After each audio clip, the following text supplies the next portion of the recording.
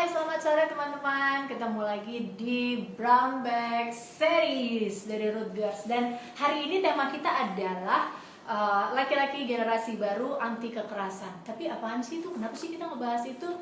Nanti kita akan tahu semuanya. Ada dua tamu kita, ada dua narasumber kita yang keren-keren. Yang pertama adalah Kang Fakih Abdul Qadir. Dia adalah dosen di UIN Syekh bentar ngepain dikit Syekh Nurjati di Cirebon, kemudian juga pendiri Fahminan Institute dan penulis buku Qiraah Mubadalah. Nah lo upload tuh Qiraah Mubadalah. Teman-teman join ya sampai jam 5 nanti, karena di antara Kang Fakih ngobrol tentang Mubadalah, nanti juga ada Bang Rido Hafiz. Kayaknya pernah dengar gitu ya. Yes, gitarisnya Slang. Hai Bang Rido, udah join. Nah, kita join dulu sama Kang Fakih ya. Aku undang Kang Fakih dulu. Bentar.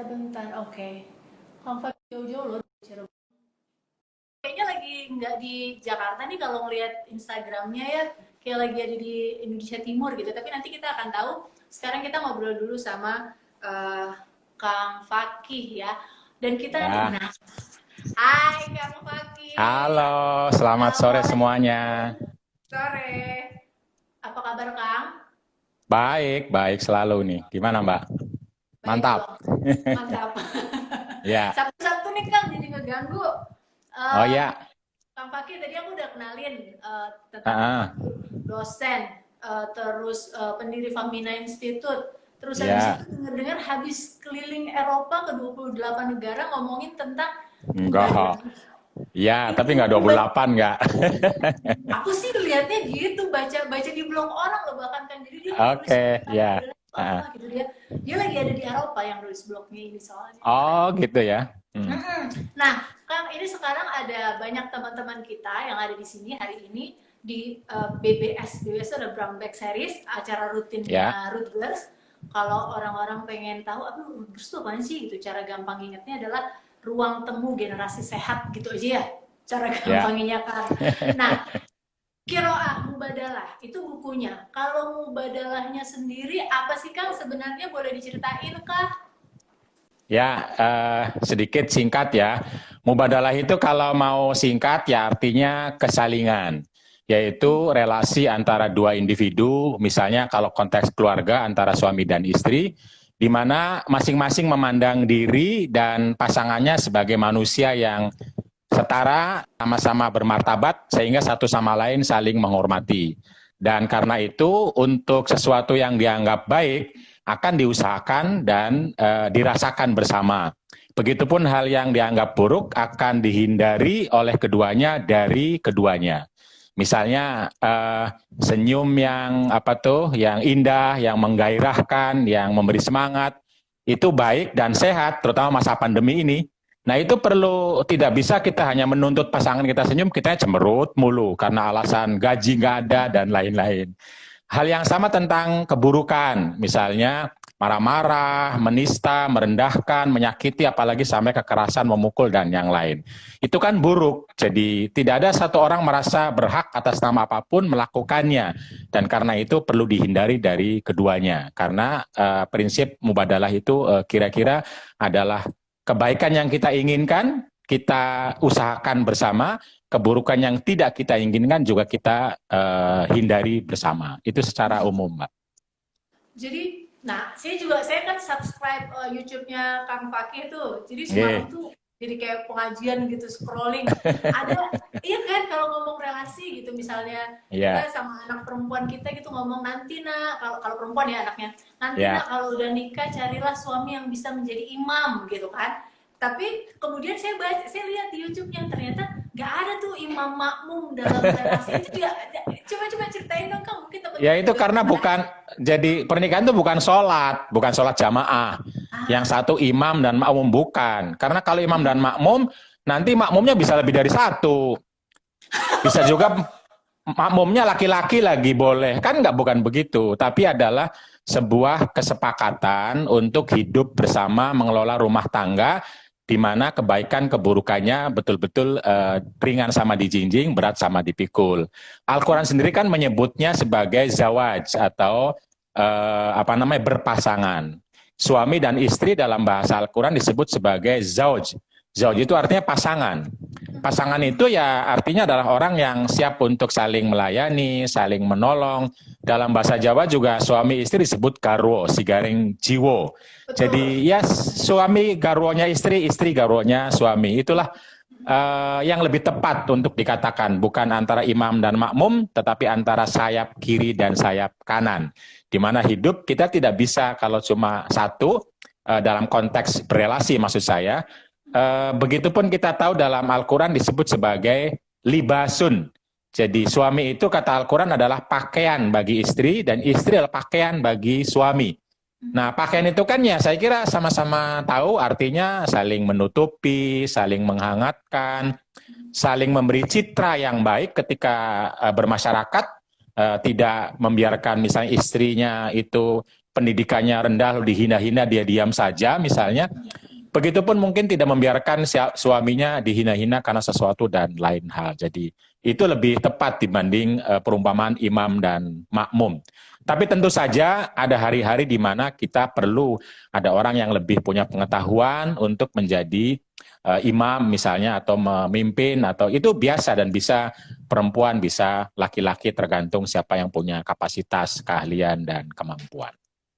Nah, ini nih Kak, mulainya dari mana nih kita apa namanya untuk membangun relasi pasangan suami istri atau pasangan yang setara, itu kita bisa mulai dari mana sih Kak? Ya, mubadalah itu kan secara umum adalah dia bermulai dari dia karena relasi, maka dia harus mulai dari cara pandang terlebih dahulu. Jadi kita harus memulai dengan cara pandang di mana kita maupun pasangan kita adalah sama-sama makhluk Allah, sama-sama hamba Allah, sama-sama manusia yang bermartabat. Tidak ada yang satu Tuhan atau hamba kepada yang lain. Tidak ada yang satu menganggap majikan, sementara yang lain buruh atau sebaliknya. Jadi kita tidak memandang diri lebih rendah atau lebih mulia dalam konteks martabat kemanusiaan. Tapi sama-sama manusia yang bermartabat.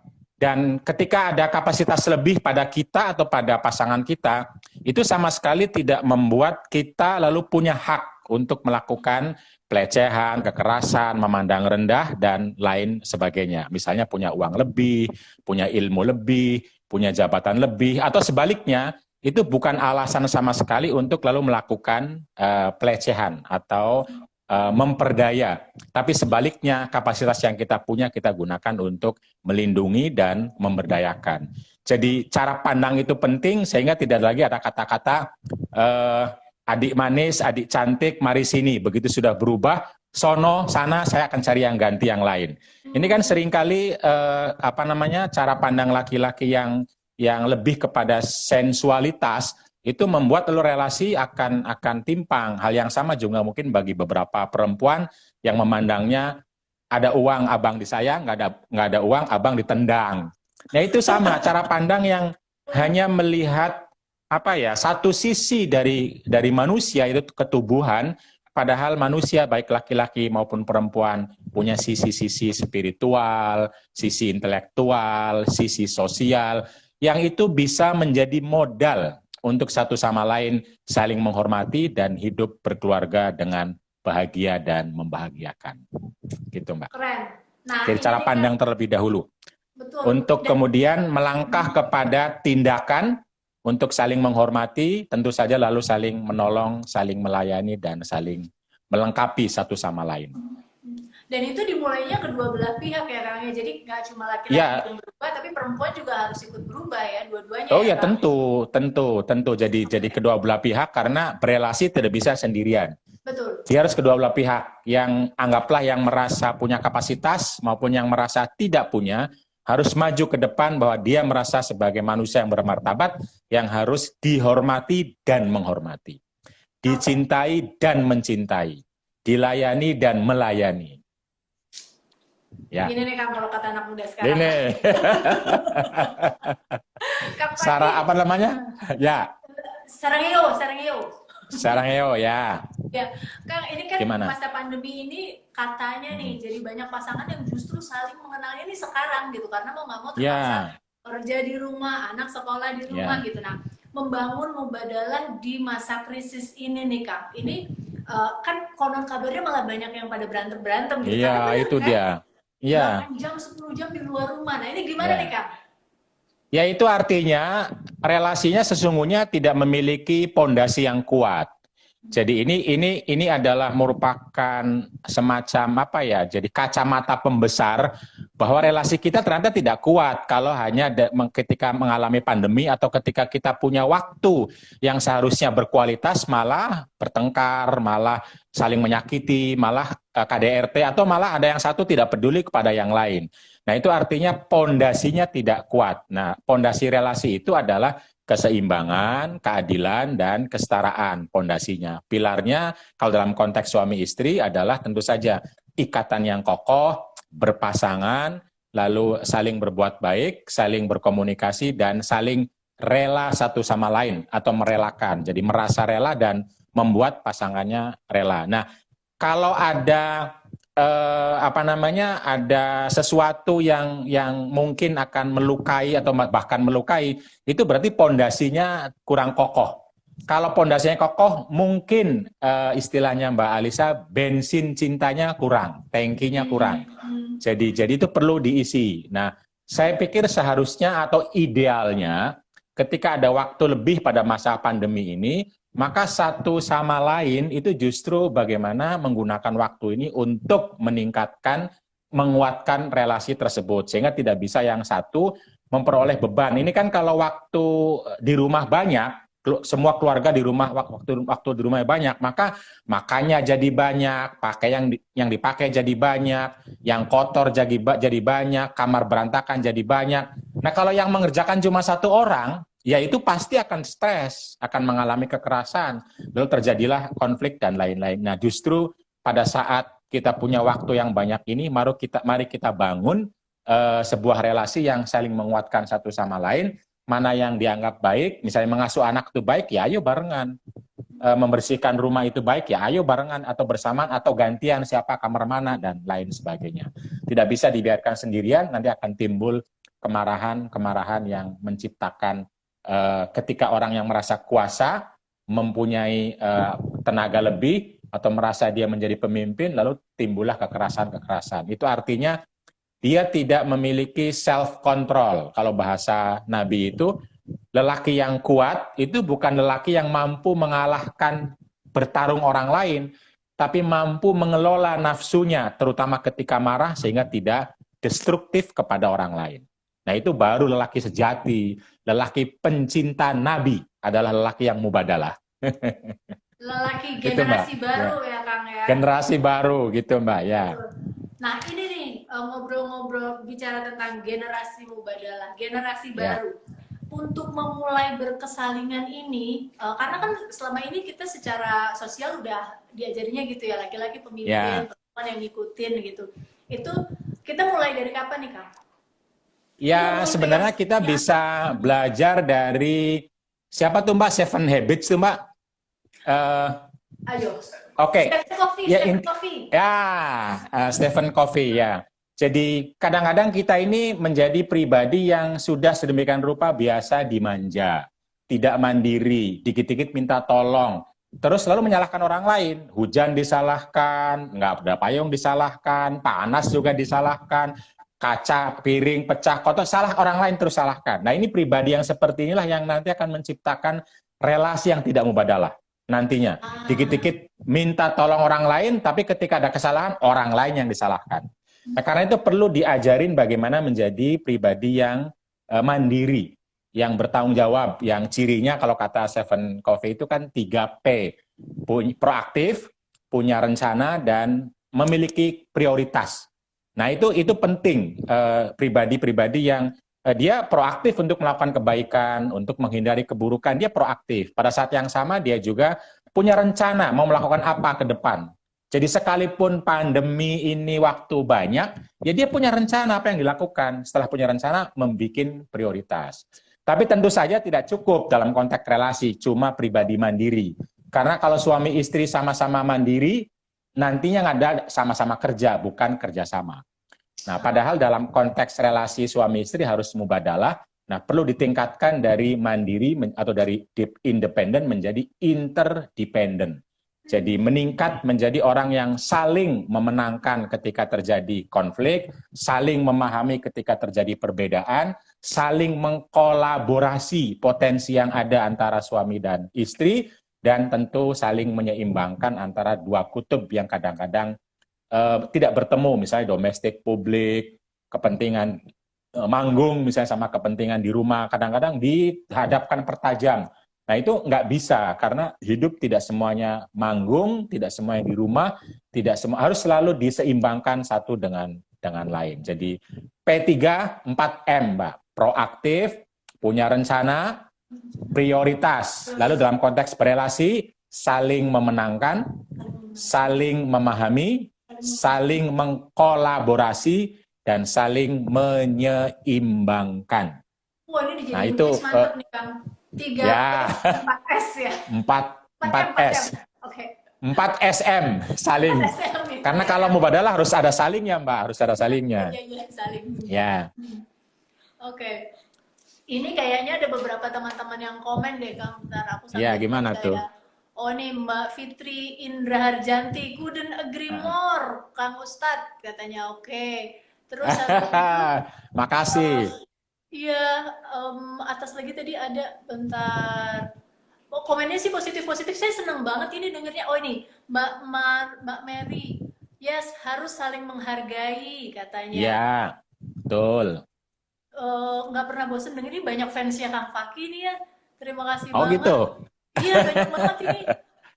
Udah terbiasa dengan dengerin Kang Faki. Oke, Kang Faki, aku habis ini pindah ke Bang Rido dulu. Ya, tapi boleh. Kang Faki standby ya, karena kita Ya. akan ngomong tentang generasi. Ya, salam sama Bang Rido. Saya sudah follow dan ngikutin Instagramnya. Itu contoh laki-laki yang meneladani Nabi. Mengikuti Nabi bagaimana dalam konteks kerja-kerja rumah tangga dan ikut pengasuhan anak. Itu Nabi banget itu, teladan Nabi banget. Salam ya sama Bang Rido. Saya sampaikan nanti salamnya. Oke, sip. Ya. Terima kasih. Oke, ya. Nah, teman-teman yang mengikuti BBS kita ini dari akunnya Kang Faki, udah bergeser ya. Kita habis ini akan melanjutkan ngobrol dengan dengan Bang Rido Hafiz, gitarisnya Slang. Wow, yang anak Slang mana suaranya? Kita akan ngobrol-ngobrol dengan nah itu dia, dengan Bang Rido. Kenapa sih Bang Rido rocker gitu? Yang kita ajakin ngobrolin tentang generasi baru, laki-laki generasi baru anti kekerasan ini. Bang, apa kabar? Alhamdulillah baik-baik. Ini lagi di mana? Lagi di alam. Asik. Soalnya aku kepoin Instagramnya. Ini bukan Jakarta nih kayaknya. Di Sumba ya Bang? Ya? Di Sumba ya? Enggak, lagi di Pangandaran.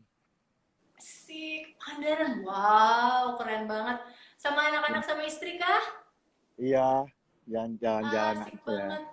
Nah, teman-teman ini langsung followernya langsung jung Slankers langsung gabung semua. Sebelumnya thank you waktunya. Makasih juga nih buat Rutgers udah ngundang. Tapi salam kira-kira juga buat Kang Faki. Oh, salam juga Kang Faki, dapat salam Kang. Sebenarnya kita tadinya mau bertiga, cuman karena Instagramnya belum bisa menampung kita bertiga. Oke deh, ganti-ganti gitu ya. Iya. Bang Indo, sekarang lagi sibuk apa nih Bang? Aku sendiri sih masih tetap terus aktif di musik. Di Slang juga lagi bikin rencana bikin album lagi. Terus aku juga ada beberapa kerjaan kayak bikin scoring film. Selebihnya di masa pandemi 3-4 bulan terakhir ini aku menemukan keahlian baru sebagai tukang masak. Tapi emang dari dulu masak sih jadi itu yang aku kepoin di Instagramnya Kang sebenarnya. Jadi katanya dapur itu daerah kekuasaannya Bang Rido. Bingung kan Kang Faki ke Bang Rido. Selama masa pandemik ini tuh aku sampai screenshot gitu. Seru banget tapi kayaknya masak-masak gitu kan. Iya. Coba dong tolong ceritain. Oh, terus sama satu lagi yang bikin tertarik Ya. sebenarnya. Hmm. Ada pokoknya salah satu postingan yang sama anak-anak itu kayak redemption gitu. Jadi kayak di masa pandemi itu Oh, justru coba ceritain dong, Bang Rido, ya. apa sih itu maksudnya? Jadi kalau dapur sebagai daerah teritori aku tuh emang dari dulu sih. Dari pertama Oke. kali nikah tuh emang kita kan kalau orang menikah kan pasti punya standar-standar lah ibaratnya gitu. Mm-mm. Aku juga memimpikan pengen punya istri yang bisa masak, bisa itu, tapi ternyata kan enggak. Ya nggak apa-apa, Mm-mm. gitu kan. Ya nggak apa-apa. Tapi Oke. alhamdulillah aku bisa masak. Tapi emang dari dulu emang zaman sekolah dulu juga aku emang suka masak. Jadi aku udah bilang ya udah, aku masakin buat dia. Tapi ini daerah teritori aku. Jadi sampai sekarang juga namanya dapur eh, nggak boleh ada kutak-katik. Oh gitu. Iya, artinya ya, maksudnya mereka selalu nanya ke aku ada di mana barang ini, misalnya kayak pisau ini di mana, bukan botol di mana, sendok ya aku semua gitu, gitu Wow, gitunya. makanya sampai ada postingan ini nih. Apa Perhatiin deh, tuh? yang bikin pisang itu, pisang pisang Manado Bisa tuh, asar, yang bisa keren asar. banget iya. Terus Iya, sampai kelas sama Bu maluku. Susi juga masak-masaknya gitu yang muncul gitu, bukan bukan gitarisnya tapi versi masak-masaknya keren banget deh. Nah, Iya, anak band eh, yang dari zaman saya SMA aja, kalau kita hmm, ngomong slang tuh udah semaco-maconya maco deh. Pokoknya kalau nggak ngefans sama slang, malu gitu kan. Nah, ini kan hmm, dunia yang sangat maskulin laki-laki, tapi ternyata Bang Rido masak, ngurusin anak di rumah gitu-gitu. hmm. Itu sejak kapan sih mulai mulai seperti itu? Apakah dari orang tua dulu udah diajarin kayak gitu atau gimana, Bang? Eh, aku tuh 7 bersaudara. Wow. Aku anak terakhir, anak ketujuh. Aku ngelihat banyak contoh-contoh dari kakak-kakakku sih sebenarnya, sama orang tuaku juga. Jadi kalau dibilang aku pengen menikah cepat tuh sebenarnya dari umur 22 tahun aku udah pengen menikah sebenarnya. Karena pengen punya keluarga kan gitu. Nah kalau mengasuh anak sebenarnya dari anak pertama itu sampai anak terakhir yang namanya ganti popok. Nyusuin aja aku belum pernah. Nyusuin aja nggak bisa. Kalau nyusuin bisa aku susuin juga. Jadi dulu Tapi Mbak Oni maksudnya itu dibantuin segala macam, gantiin popok anak, mandiin dan lain-lain tuh Mbak Oni dibantuin sama Bang Rido. iya terutama kalau misalnya malam-malam kalau misalnya mesti ganti popok aku gantiin, terus kayak misal anak lagi flu kan mereka nggak bisa itu karena dulu nggak ada sedotan apa ya aku sedot pakai mulut aja gitu loh, gitu-gitu misalnya. Jadi ya karena aku ngeliat istriku juga kan lumayan kerepotan juga ya, kayak dari 9 bulan melahirkan terus dia juga harus, apalagi kalau misalnya abis lahir kan belum tentu aku ada di situ terus kan, kadang-kadang touring bisa sampai 3 bulan nggak pulang-pulang. Jadi ya begitu pulang semua pekerjaan hampir itu memang aku suka prinsipnya itu. Jadi bukan dia bangunin aku enggak, tapi begitu pas anak nangis dikit aku langsung biasanya aku lihat ada apa sih gitu. Oh ternyata dia buang air kecil atau buang air besar gitu misalnya gitu. Ya udah aku bersihin gitu. Wow, ini barusan ada nih yang nanya, kok bisa Ah, sih jago main musik, jago main gitar, tapi juga jago masak sama ngurus anak gitu katanya. Terus, waduh ini intensinya pribadi nih. Ada yang kayak Bang Rido hmm. lagi nggak? Apa namanya? Tapi emang emang kalau sekarang kalau kita ngeliat kan kayak seolah-olah gitu ya kebanyakan orang membagi Hmm. masak dapur itu teritorinya perempuan gitu kan, terus Hmm. laki-laki itu cari uang gitu. Nah kalau Bang Rido ngelihat yang kayak gitu gimana sih Bang, menurut Bang Rido? Kalau aku sih pertama kesepakatan dari awal bahwa sebetulnya tanggung jawab bersama. Artinya kita membangun sebuah keluarga tuh kalau aku sama istriku membangunnya dari respect sih. Saling respect dalam artian sebetulnya tanggung jawab kita bisa sama-sama. Dia bisa jadi ayah juga saat aku di luar kota kan gitu. Kalau saat Ah, keluar kota ya dia ayahnya yang artinya dia bisa memutuskan kendali rumah sebenarnya gitu. Dan itu emang aku setujuin bahwa itu ya udah kayak gitu, emang kayak gitu. Terus kayak masa pandemi juga gitu. Ternyata dia juga memberikan satu masukan-masukan yang banyak banget yang buat aku nggak kepikiran mungkin sebagai laki-laki kayak dia apa dia jago banget bikin narasi-narasi yang buat aku kayak aku nggak sanggup gitu. Dan dia bisa bikin itu yang buat aku kayak jadi teamwork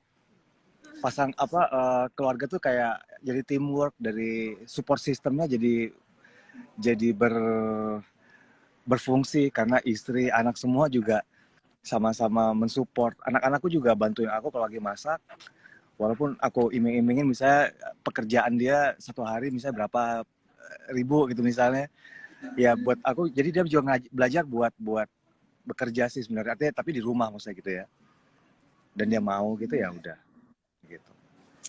Keren. Ini nih ada yang kepo nih. Kalau ada konflik dalam keluarga, bagaimana menyelesaikannya? Asik. Uh, aku nggak bisa bawa tidur sih, Mbak, kalau ada konflik. Jadi aku sebisa mungkin sebelum tidur aku bangunin dia biasanya. Kalau dia kan suka tidur duluan tuh, aku bangunin bentar. Aku ada yang nggak enak nih misalnya gitu ya. Kita harus selesaiin dulu. Jadi komunikasi sih. Jadi prinsipnya komunikasi, based on komunikasi. Jadi kayak dari aku juga nggak suka diemin masalah. Jadi kayak paling lama 2 hari juga kayak ya siapa lagi yang sayangin dia kalau bukan aku gitu loh. Ya udah aku walaupun gimana aku ngobrol aja sama dia, ajakin ngobrol pelan-pelan sampai dapat moodnya ya biasanya baik lagi. Kan nggak enak ya dipunggungin kalau tidur. Iya benar-benar bawa marah pas tidur gitu nggak enak ya banget. Wah nggak enak. Bangun juga kayaknya kayak di sebelah kita musuh gitu kan nggak enak ya. Jadi aku berusaha sebelum tidur aku selesain. Oke. Ini ada yang nanya lagi Dan nih. terutama sih aku terutama nggak gengsi sih Mbak. Nggak Aku ngilangin gengsi. gengsi. Kata kunci ya. Oke. Iya. Jadi orang kebanyakan laki-laki dipikir kepala keluarga yang harus memutuskan segala sesuatu. Aku sih pikir ya oke lah kepala keluarga, tapi memutuskan tuh aku rasa teamwork tadi kan jatuhnya. Jadi ya itulah, istriku selalu aku ajak buat diskusi, teman diskusi. Sebelum tidur juga kita selalu mikir kayak besok mau ngapain, apa yang bisa kita kerjain lagi gitu. Jadi ya itulah. Bang, ini nih Mas Joko nih dia nanya, bagaimana pandangan keluarga terutama kakak-kakak ketika ngelihat Bang Ridho kok di rumah, kalau di rumah dapur ngurus anak gitu-gitu. Apa kabar kakak-kakak? Kakak-kakakku, mereka mensupport, malah mereka order. Mbak, aku tuh diuntungkan gini loh sebetulnya. Saat aku di Slang pun dari awal pertama kali tahun 97 aku di Slang, zaman aku masih tinggal sama orang tua. Saat aku pulang manggung biasanya pulang ke rumah kalau ketemu sama orang tua, kalau dia lagi suruh aku pijit, aku pijit. Terus kalau misalnya ada lantai yang kotor minta disapu, aku disuruh sapu. Jadi kayak orang tua aku juga nggak menspesialkan aku bahwa aku gitaris Slang yang ngetop segala, nggak ada itu. Saat pulang ke rumah orang tua ya biasa aja. Jadi kalau aku masak pun buat mereka ya biasa aja, emang aku suka masak kan gitu. Jadi nggak ada yang spesial buat, maksudnya nggak ada spesial, artinya nggak ada yang dilebih-lebihkan saat aku berprofesi sebagai apa. Mereka tetap menganggap aku sebagai anak, saat ke rumah orang tua ya sebagai anaknya gitu. Ya kita based on respect sih pinginnya gitu. Oke, ini ada yang nanya lagi. Pernah nggak Bang ada yang nanya, itu kan harusnya kerjaan istri gitu. Masak itu kalau lihat chef tuh kebanyakan laki-laki kan. Karena rasa tuh lebih konstan kalau laki-laki. Kalau perempuan katanya ada masa datang bulan lah segala macam, makanan bisa jadi keasinan segala macam katanya ya. Tapi aku sih kayak masak tuh jadi sistematis karena aku tahu apa yang harus aku bikin. Dan istriku kayak senang banget sih kalau misalnya, dan aku kayak nggak ngerasa disuruh saat dia bilang aku mau makan ini dong, ya udah aku kerjain. Kadang aku bikin kue, masak kue juga, bikin makan besar, makan pagi. Anak-anak juga tiap pagi kalau sekolah aku yang masakin pagi-pagi. Ya alhamdulillah di 3 bulan 4 bulan masa pandemi ini aku bisa lihat anak-anak makan, bisa bikin makan pagi, makan siang, makan malam. Kalau dulu-dulu kan biasa kan kalau pagi mereka sekolah, siang nggak ketemu. Jadi makanya kalau tadi ngomongnya redemption ya, buat aku ada hikmahnya di masa pandemi ini, aku bisa quality time, bisa melihat habit anak-anak kalau di rumah gitu ya, lebih lebih jelas lagi gitu. Anak-anak juga jadi lebih happy ya pasti ya. Biasanya ditinggal luar kota terus gitu. Atau malah enggak? Happy. Happy ya mereka pasti ya. Oke. Tapi aku bilang aku nggak boleh kelamaan di rumah. Kalau di rumah terus, wah papa nggak bisa kerja, nggak bisa bayar sekolah.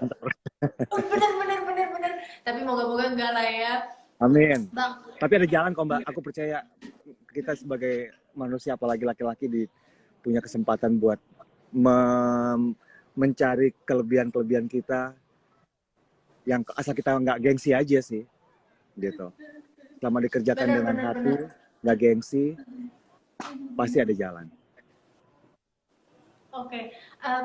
Nah, sebelum nanya lagi, aku mau ingetin ke teman-teman yang sedang nonton, jangan lupa untuk follow Rutgers BPF Indo, karena nanti di akhir Ya. aku mau bikin quiz nih Bang, tentang Ya. Mubadalah, tentang Bang Rido gitu. Kalau nggak ngikutin diskusi kita, nanti ada yang terlewat karena pertanyaannya dari hasil diskusi nih. Nah, Jangan-jangan pertanyaannya apa resep favorit Bang Rido? Jangan-jangan itu gitu ya. Oke. iya. Nah, di masa pandemi kan tadi kita udah ngobrol banyak ya. Kalau yang kita tahu, aku juga baca dari postingan-postingan, aku juga kepoin Mbak Oni loh sebenarnya. Oh iya. Karena katanya gini nih, kalau kita mau Iya. lihat apakah laki-laki itu oke atau enggak, keren atau enggak, tanya pasangannya. Nah, makanya itu penting. Aku kepo langsung, ngapain aja gitu kan. Kalau istrinya happy, postingannya aman, berarti dia happy gitu kan. Nah, selama masa pandemi ini kan ada banyak perubahan gitu ya. Ya.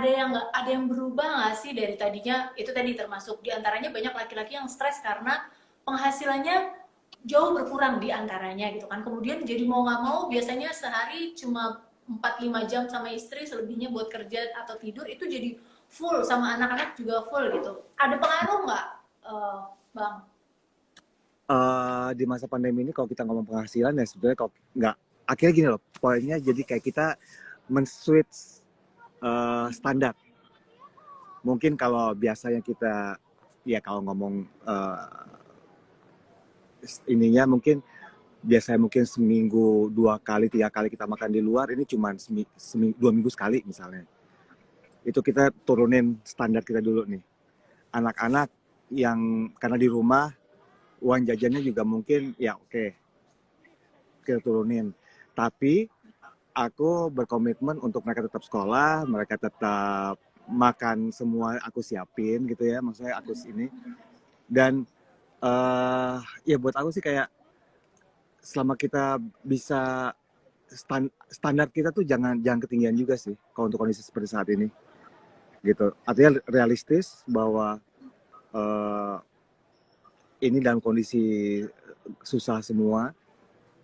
Jadi kalau buat aku sih lebih ngejalanin ataupun mencari apa yang bisa aku kerjain gitu. Okay. Jadi jalanin apa yang bisa dikerjain ya. Terus standar juga mesti kalau emang perlu digeser dikit standarnya juga mungkin mesti menyesuaikan juga kali ya Bang ya. Iya. Benar. Karena kan banyak yang kayak misalnya iya transportasinya berkurang tapi uang pulsa, uang listrik jadi kemudian nggak ada bedanya gitu kan misalnya. Iya.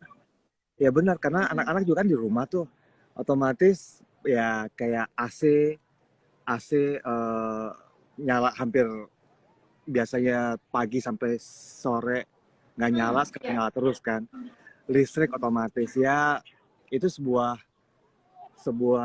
konsekuensi ataupun ya resikonya seperti itu. Tapi mostly sih aku nemu jalan sih Mbak. Artinya nggak ada yang kebetulan buat aku, kayak ternyata aku memang punya keahlian misalnya masak gitu. Dari dulu kayak gitu juga, dan ya itu ternyata bisa menghasilkan gitu Mbak. di luar bermusik. Jadi sebenarnya aku rasa push to the limit apa yang kita punya, apa yang kita bisa gitu.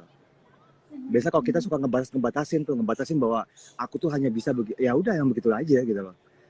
Tapi kalau aku bisa biasanya gitu. Ibaratnya kayak Iya, iya, ya iya, benar. kenapa sebuah barang mahal kayak emang quality, mungkin multiguna segala macam.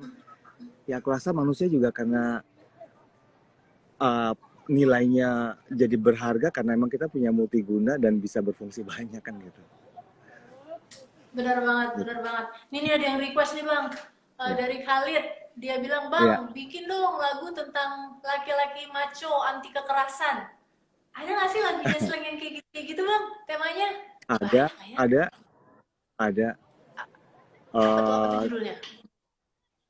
hmm, apa ya? Aku tuh lagunya banyak banget sih. Ini nih yang tadi kita nyanyi ini Ada, Mars Mars ya, Mars Slang itu sebenarnya kalau aku rasa-rasain kayaknya gitu juga ya sebetulnya ya. iya. Slang tuh Di sini terutama bukan perempuan, yang apa? sih mbak. Terutama masalah perempuan tuh Oke. slang sih concern banget. Kayak buat ibu, buat pasangan, buat perempuan, nggak boleh Benar. kasar sama perempuan. Itu ada semua lagu-lagunya ada emang kita bikin lagu itu juga gitu. Gitu. Kalau virus itu tentang apa tuh? Itu lagu favoritku tuh virus. Virus Pengen itu nyanyi nih. multi tafsir. Multi multi tafsir. Asik. Ini sekarang ada rencana bikin bikin lagu-lagu apa nih sekarang? Kita lagi bikin lagi menggarap album sih ini ya. Hmm. Temanya macam-macam sih tentang ya kan kalau album selain itu kan kayak potret selama setahun gitu kan. Oke. Tahun kemarin temanya mungkin yang lagi rame apa itu biasanya jadi dominan kita angkat di album. Tahun ini misal pandemi kita kena ya mungkin kita juga ada beberapa lagu yang temanya tentang itu tapi dari sudut pandang yang macam-macam gitu kayak ya mungkin ujian Tuhan lah mungkin segala macam dan macam-macam sih sebenarnya. Oke. Ini menarik nih, Mbak Nurma. Terima kasih pertanyaannya. Apa pandangan Bang Rido pada laki-laki yang melakukan kekerasan terhadap perempuan? Asik nih, mumpung banyak yang dengerin. Kalau aku sih aku cuma bilang kalau laki-laki kasar sama perempuan tuh pakai rok aja lah. Pakai rok kayak itu banci kayak gitu tuh maksudnya kayak perempuan tuh makhluk ya buat aku makhluk yang harus disayangin dan maksudnya aku suka mikir bahwa ibu balik ke ibu lagi sih sebenarnya saat aku menyakiti ataupun kasar dan perempuan ataupun istri kayak aku nyakitin ibuku sebenarnya karena aku punya anak-anak kan gitu bahkan ibunya anak-anakku aku sakitin gitu maksudnya kayak gitu kayak nggak tega sampai ada hal-hal yang buat aku mungkin dalam satu masalah aku benar gitu tapi aku pingin cepat selesaikan bahwa ya udah deh selesai ya gitu maksudnya kayak udah be normal aja gitu jadi aku nggak setuju dengan kekerasan tuh ya apapun alasannya maksudnya mau ngomong zaman masa kecilnya mungkin ataupun dari keluarga broken home buat aku bukan itu sebenarnya itu bisa dipola pikir bahwa kita memang udah mindset kita bahwa perempuan adalah partner kita nantinya kalau memang itu pasangan kita ya kita itu jadi support system kita dan kita harus saling mensupport dan mendukung gitu. Nah, Bang Rido kan anaknya Ya. 3 laki-laki, 1 empat perempuan. ya. Ya, 3 laki-laki, 1 perempuan kan. Ya. Ada perbedaan-perbedaan nggak? Mana yang lebih dekat, mana yang lebih disayang, terus bagaimana misalnya ada tugas-tugas rumah tuh dibedain laki-laki perempuan gitu nggak? Karena masing-masing punya apa karakter masing-masing ya empatnya beda-beda semua jadi aku juga kayak pendekatannya beda-beda gitu kayak yang pertama bagaimana yang kedua gimana jadi nggak sama pas paling nggak gini kalau aku marahin salah satu aku nggak pernah di depan mereka bertiga aku ajak masuk ke kamar aku ajakin ngobrol karena pemikirannya buat aku sih kayak mungkin dia merasa malu kalau seandainya ada kakaknya atau adiknya yang lihat gitu misalnya gitu. Jadi aku selalu ajakin anakku untuk ngobrol di dalam kalau memang aku marahin ataupun ngasih tahu ya gitu. Kayak gitu sih. Jadi tetap jaga privasinya anak, jaga pride-nya anak gitu ya. Iya harus jaga itu sih. Karena pride-nya dia terus kayak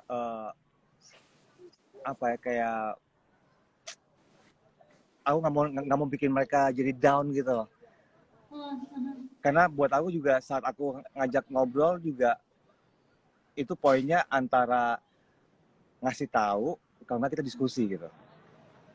Oke. Jadi nggak searah gitu ya, kamu harus apa gitu. Nggak.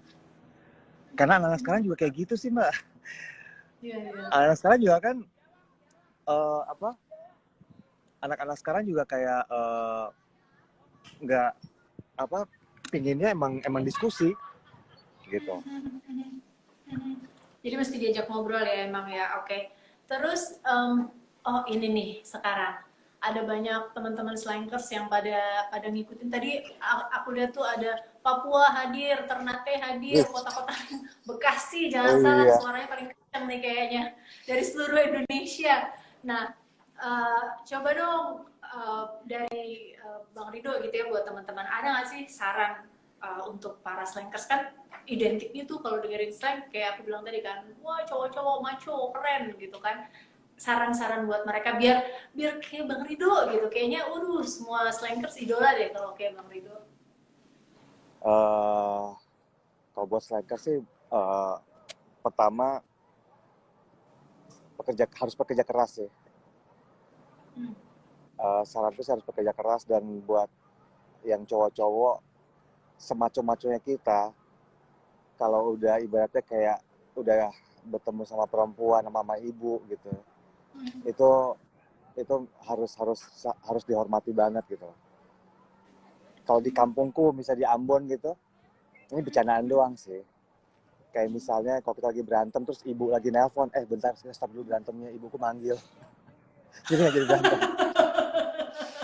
Udah mau berantem nih terus ibu, sebentar mama panggil, mama telepon suruh pulang kita.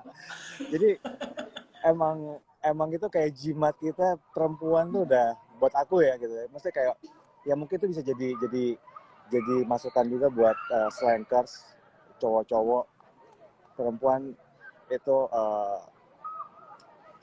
setara dalam artian bahwa mereka juga tadi makhluk Tuhan kata Kang Fakih kan. Jadi ya harus saling mensupport, saling menyayangi ya gitu. Gitu. Mantap. Ini aku diem-diem aku happy loh dengerinnya, di belakang tuh suara anak-anak teriak-teriak gitu. Girang banget Iya, aku kayaknya ya. Di pantai soalnya. Wow, pantai. Coba kasih pemandangan pantai lagi biar pada teman-teman yang follow. Wow. Udah gitu banyak monyet di belakang, makanya aku agak mundur-mundur. Tapi sebelum aku berpindah ke Kang Fakih lagi, makasih banget Bang Rido dan teman-teman yang nonton ini dari follow Instagramnya Bang Rido. Kita bergeser yuk pindah ke Rootgers WPF Indo, karena nanti di akhir-akhir kita akan ada quiz yang mana pertanyaannya dari hasil kita ngobrol-ngobrol sama Bang Rido dan sama Kang Fakih nanti. Sebelum aku pindahin, ada yang mau disampaikan lagi nggak buat teman-teman nih? Thank you buat Rootgers dulu udah invite aku di sini gitu. Topiknya menarik banget karena emang ini kondisi seperti saat ini, laki-laki dan perempuan satu rumah itu kayak harus saling support di kondisi seperti saat ini. Ini kayak nunjukin teamwork yang sebenarnya tuh di kondisi seperti ini sebenarnya. Bahwa nggak boleh ada yang panik. Semua bisa diselesaikan dengan berpikir jernih. Karena buat aku dengan kita berpikir jernih, kita tahu kita mau ngapain sebenarnya gitu. Jadi kalau ada yang mengeluh, nggak usah ngeluh deh. Kita semua sama-sama susah. Sekarang daripada kita ngeluh, mendingan kita cari potensi apa yang kita punya. Dan nggak usah gengsi tadi aku bilang. aku nggak pernah gengsi, nggak pernah malu dibilang aku koki, mau dibilang chef, mau dibilang pelayan, bodoh amat. Yang penting aku bisa menghidupi anak istriku dengan halal lah, ibarat kayak gitu. Keren banget, mantap. Langsung caption aku tangkap. Thank you banget Bang Rido. Maaf udah ganggu Sama-sama. waktunya. Salam buat Mbak Oni dan anak-anak Marco Chess. Have fun. Stay safe ya Sama-sama, Bang. makasih. Dah. Yuk, Ya. bye. Bye. Oke, teman-teman tetap di Rutgers WPF Indo. Setelah ini aku akan coba gabungin lagi sama Kang Fakih sebentar ya. Sambil teman-teman bisa klik nanti di bit.ly/BBSLGBAK. LGBAK-nya cara gampangnya untuk mengingat adalah laki-laki generasi baru anti kekerasan. bit.ly/BBS LGBAK. Aduh, seru banget ya. Kang, dapat salam Kang. Halo Mbak, wow. itu Mbak, ceritanya Bang Rido kalau dituliskan itu sudah mubadalah banget, itu sudah. Udah, jadi kita kemarin di ketika ada HBH, halal bihalal, ada couple goals. Nah, itu Bang Rido sama istrinya itu bisa jadi couple goal itu. Pasangan yang menjadi tujuan. Jadi yang dikatakan Bang Rido mulai teamwork, saling respect, komunikasi, itu prinsip-prinsip yang di Qur'annya itu telo-telo, jelas sekali ada. Jadi cuma sayangnya ya orang menganggapnya ini tuh dari barat lah, apalah di tradisi kita ada, di Quran kita ada, dan Bang Rido bisa begitu tanpa belajar dari barat itu, dari keluarganya. Saya juga sebelum kenal LSM hampir sama kayak Bang Rido tadi, dekat dengan anak, menceboki anak sejak saya menikah. Saya belum kenal sama teman-teman LSM. Itu sudah punya itu, dan ada kesamaan-kesamaan lain, yaitu anaknya sama-sama 4, 3 laki-laki 1 perempuan. Tapi saya tidak bisa masak kayak Bang Rido nih, beda. tapi konteks nilai-nilainya itu saya kira penting tuh untuk diceritakan kepada orang bahwa nilai-nilai mubadalah kesalingan itu ada di masyarakat, ada di tokoh-tokoh kita, ada di tradisi kita. Kadang-kadang orang menganggapnya itu si laki-laki takut istri, itu si laki-laki yang di bawah ketiak istri. Nah itu ya Allah, saya bilang saya balik, itu laki-laki pencinta Nabi kalau saya bilang di kalangan teman-teman Muslim ya. Karena di tradisi kita ada, di nilai kita ada, dan ya buktinya itu ada Bang Rido ngelihat dari kakaknya, adiknya, pamannya ada. Nah tinggal mari kita mainstreamkan. Jadi harus ada prasasti mubadalah nih Mbak, di orang-orang seperti Bang Rido gitu, dan keluarganya ya, istrinya, itu biar lebih banyak lagi orang tahu, kenal, sehingga orang bisa mudah mengenali nilai-nilai atau contoh-contoh baik, dan itu akan membuat kita bisa semakin bahagia dan membahagiakan. Betul. Nah, Ya. selama ini Kang Fakih kan banyak ngasih pengajian ataupun jalan-jalan gitu kan, menceritakan tentang mubadalah ini. Yang paling banyak membuat baik laki-laki maupun perempuan, karena saya yakin nggak hanya laki-laki saja yang merasa kok gini sih gitu, perempuan juga pasti ada gitu yang merasa kok kayak gini sih. Tadi aja gitu misalnya saya langsung share ke ibu saya gitu, laki-laki bukan imam, istri bukan makmum gitu, langsung pasti berdiri semua tuh kan rambutnya. Nah yang paling banyak tidak setujui orang tuh apa sih Kang? Ya sebenarnya begini ya, orang itu kan merasa sudah hidup dalam sebuah tradisi umum yang mengasumsikan bahwa laki-laki selamanya memimpin dan bertanggung jawab. Lalu perempuan selamanya dipimpin dan dipertanggungjawabkan atau dijadikan bahan pertanggungjawaban. Nah karena itu lalu asumsinya adalah pernikahan itu memindahkan tanggung jawab perempuan dari orang tuanya kepada suaminya. Nah dengan cara pandang seperti itu maka asumsinya kan imam dan lain-lain.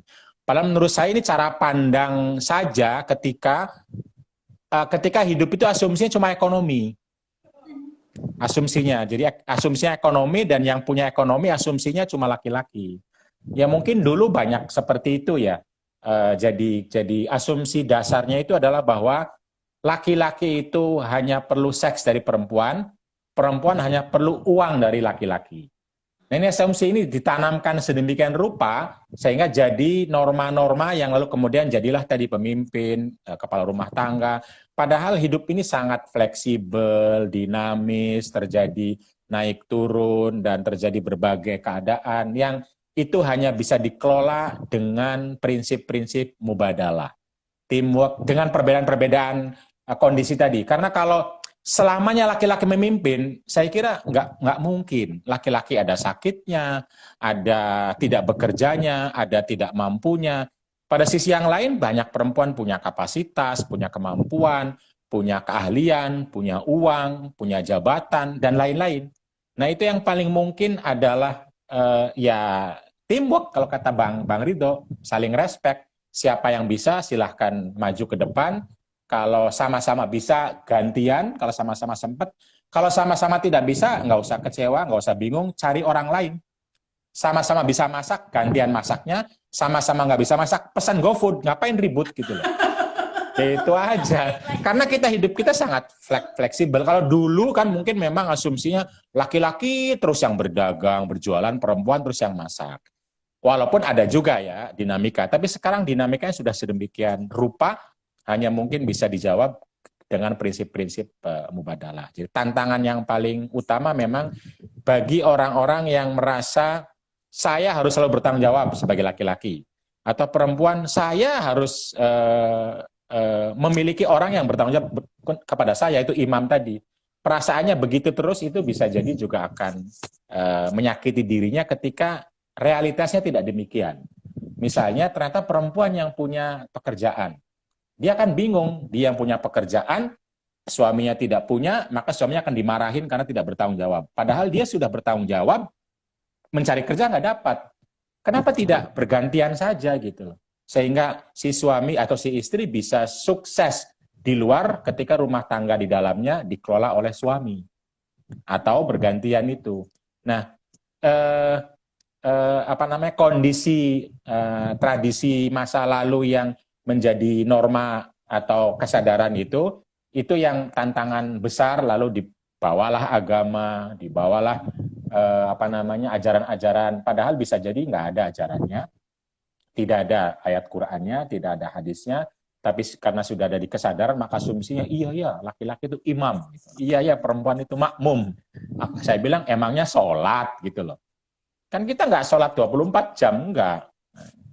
Tapi bahwa suatu saat seseorang harus jadi imam, ya itu biasa. Memang dalam hidup akan seperti itu. Tapi tidak 24 jam, 7 hari, 12 bulan, atau selama hidup. Tidak.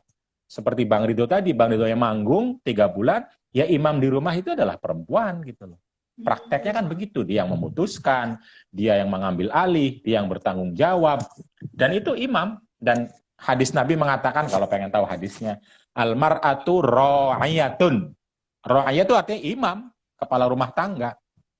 Tapi orang tidak mau dengar yang begini karena sudah bawah sadar. Semuanya dari laki-laki, perempuan itu dinikahi, dicari, dilindungi, asumsinya begitu. Padahal perempuan yang melindungi banyak. Kan perempuan yang, kalau misalnya di pesantren nih Mbak, yang mengantar anak ke santri, anak santri ke pesantren, itu kebanyakan perempuan, ibunya. Kan ketika yang mengantar kan berarti yang melindungi dong, yang melindungi, yang mengantar, yang bertanggung jawab, kan dia pelindung itu artinya. Dan pelindung itu kan imam, melindungi, imam bertanggung jawab, imam. Tapi ya karena sudah bawah sadarnya begitu, jadi begono, jadi begono. Malas untuk belajar lebih banyak sebenarnya. Ya, kadang-kadang. Sesungguhnya sudah melakukan. Nggak apa-apa ya, Kang ya. Kenapa itu? Menurut agama sebetulnya bahkan ada kan di dalam ada dan banyak, dan itu pertanggungjawaban ditentukan sesuai dengan kapasitas keahliannya masing-masing. Seseorang yang punya ilmu lah, misalnya yang diminta untuk mengajar, bukan orang yang punya jenis kelamin. Gitu. Seseorang yang punya keahlian lah yang harus mengelola Bukan semua orang yang punya jenis kelamin, enggak. Jadi perintah kewajiban itu kaitannya sama keahlian, kapasitas, kemampuan. Idza wusidal amru ila ghairi ahlihi fantadhiri sa'ah. Kalau suatu hal diberikan kepada orang yang bukan ahlinya hanya karena jenis kelamin, pasti akan berantakan. Nah, karena itu ya dalam rumah tangga tergantung siapa yang ahli. Kalau sama-sama ahli bisa gantian atau bisa maslahatnya lebih banyak. Kalau yang satu ahli yang di depan dulu. Kalau sama-sama tiga ahli, sewa orang aja. Kan bisa mengerjakan yang lain, suami istrinya. Masa nggak bisa ngurusin, iya nggak bisa ngurusin mobil, lalu beresin mobil, kan nggak perlu. Benar-benar. Oke. Ada yang komen nih Kak, kayaknya ngomongin patriarki ini akan lebih ngena ke kaum konservatif kalau bawa ayat atau hadis ya, gitu katanya. Terus, Oke. betul, fleksibel dan luas. Di rumah saya bersih-bersih, siapa jagonya ya dia bersih-bersih tanpa peduli itu gitu ya. Ada alam, oh nih, Pak D dan Bude aku agamis banget. Tapi selama di rumah mereka bagi-bagi tugas kok. Pak D nyetrika, dia kerja, asik. Tuh kan banyak tuh. Itu ditulis tuh, perlu ditulis, disebarkan. Biar orang tidak kepikir yang namanya agamis itu harus konservatif tadi yang harus membeda-bedakan gitu. Banyak kok. Kiai-kiai ulama begitu banyak, hanya belum ditulis, belum diceritakan. Itu ceritanya Bang Ridho kalau diceritakan saya kira keren ya. Jadi punya inspirasi nih. Ya. Sip. Kang, waktu kita sayangnya karena cuma 60 menit terbatas waktu. Terima kasih sekali. Sama-sama. Terakhir buat bungkus Kang, boleh sedikit? Ya. Terima kasih kepada Rutges dan teman-teman. Intinya adalah bahwa hidup ini tidak mungkin terjadi tanpa berelasi. Nah, ketika kita berelasi, apa yang kita anggap baik, orang lain juga sama pengen kebaikan, maka mari kita lakukan bersama. Kebaikan yang kita inginkan, lakukan juga kepada orang lain. Begitupun keburukan yang tidak kita inginkan, jangan lakukan kepada orang lain. Itu prinsip dasar dari mubadalah, baik di dalam rumah maupun di luar rumah. Insya Allah, jika prinsip ini dipegang oleh kita semua, maka hidup ini akan indah dan bahagia serta membahagiakan. Makasih Mbak. Amin. Terima kasih Kak. Ya, sama-sama. Sampai ketemu lagi di obrolan Sampai kita ketemu berikutnya. lagi. Assalamualaikum Kak. Salam warahmatullahi wabarakatuh. Oke, buat teman-teman yang masih mengikuti silahkan untuk ikut kuisnya. Ada pertanyaan-pertanyaan, ada 2 aja pertanyaan di bit.ly/BBSLGBAK. Ada pertanyaan tentang mubadalah loh. Jadi nanti mau nggak mau harus nyari itu, harus Google apa itu mubadalah, tanya ke Kang Fakih. Sama ikut ada di mana sih itu? Tadi ada yang tanya di mana? Ada di profil Instagramnya Rutgers WPF Indo. Rutgers WPF Indo. Ikutin dan diskusi-diskusi seperti ini, Brown Bag Series, bincang-bincang seru ini akan ada lagi. Ikutin terus, nanti kita akan kabarin kapan lagi ada waktunya. Ini saya ada timernya udah mau habis gitu. Itu kurang lebih. Terima kasih sekali timnya Rutgers. Di sini yang kelihatan saya aja, tapi sebetulnya ada banyak orang di dalam sini. Ada Nia, Ira, Lala, Okti. Salam semua tim Rutgers. Salam semua. Oke, terima kasih. Terima kasih sekali Kang. Sampai ketemu lagi. Assalamualaikum. Salam warahmatullahi. Oke, kita end. Coba. Yep.